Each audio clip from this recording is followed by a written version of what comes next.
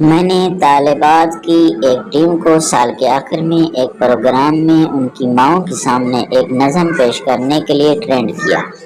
تیاری اور ریہرسل کے مختلف مراحل کے بعد بالآخر پروگرام کا دن آ گیا۔ نظم شروع ہوئی مگر ان کی اس خوبصورت کارکردگی پر اس وقت پانی پھر گیا جب ایک بچی نے جو اپنی سہیلیوں کے ساتھ نظم پڑھ رہی تھی اچانک اپنے ہاتھ، جسم اور انگلیوں کو حرکت دینے لگی اور اپنا منہ کسی کارٹون کے کریکٹر کی طرح بنانے لگی۔ اس کی ان عجیب و غریب حرکتوں کی وجہ سے دوسری تمام بچیاں پریشان ہو گئیں۔ معلمہ کہتی ہیں، میرا جی چاہا کہ میں جا کر اس بچی کو ڈانٹ پلاؤں اور اسے تنبیہ کروں کہ وہ ڈسپلن اور سنجیدگی کا مظاہرہ کرے۔ مجھے اس پر اتنا غصہ آیا کہ قریب تھا کہ میں اسے سختی کے ساتھ ان بچیوں سے کھینچ کر الگ کر دوں، لیکن جوں جوں میں اس کے قریب جاتی وہ پارے کی طرح چھٹک کر مجھ سے دور ہو جاتی۔ اس کی حرکتیں بڑھتی گئیں اور وہ سارے لوگوں کی نظر کا مرکز بن گئی۔ وہاں موجود تمام خواتین اس کی حرکتوں پر زور زور سے ہنس رہی تھیں۔ میری نظر پرنسپل پر پڑی، جن کی پیشانی مارے شرمندگی کے پسینے سے شرابور تھی۔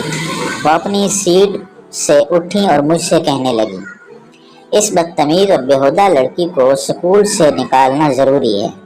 میں نے بھی ان کی اس بات کی تائید کی، لیکن ایک چیز نے ہم سب کی نظروں کو متوجہ کیا کہ اس پورے وقفے میں اس بچی کی ماں کھڑی ہو کر اپنی بچی کی ان حرکتوں پر تالی بجاتی رہی، گویا وہ اس کی حوصلہ افزائی کر رہی تھی کہ اپنا یہ فضول کام جاری رکھے۔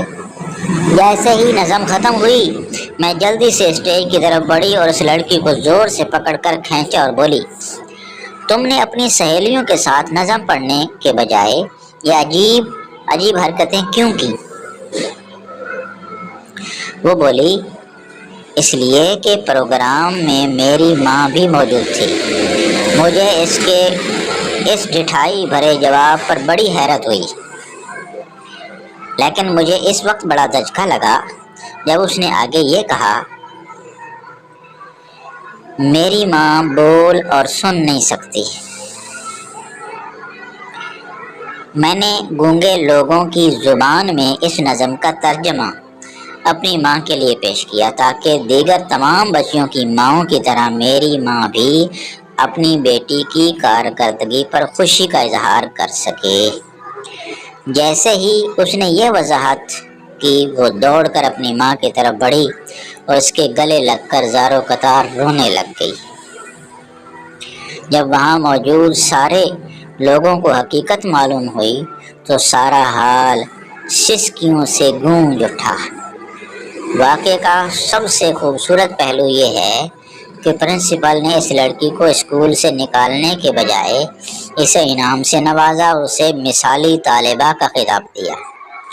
وہ لڑکی جب وہاں سے نکلی تو سر اٹھا کر خوشی سے اچھلتے ہوئے جا رہی تھی۔ بعض مواقع پر جلد بازی رد عمل ظاہر مت کیجیے، دوسروں پر حکم لگانے میں جلدی سے کام مت لیجیے۔ محض بدگمانی پر ہم ایک دوسرے سے نفرت کرتے ہیں، بول چال ختم کر دیتے ہیں، ملنا جلنا کم کر دیتے ہیں، رشتے ختم کر لیتے ہیں۔ اس چیز سے بچنا چاہیے اور اس واقعے سے ہمیں سبق لینا چاہیے۔ اللہ تعالی ہم سب کو عمل کرنے کی توفیق نصیب فرمائے۔ اس جیسی مزید سبق آموز سٹوریز کے لیے ہمارے چینل مولوی شارٹس کو سبسکرائب کریں اور بتائیں آپ کو یہ سٹوری کیسے لگی۔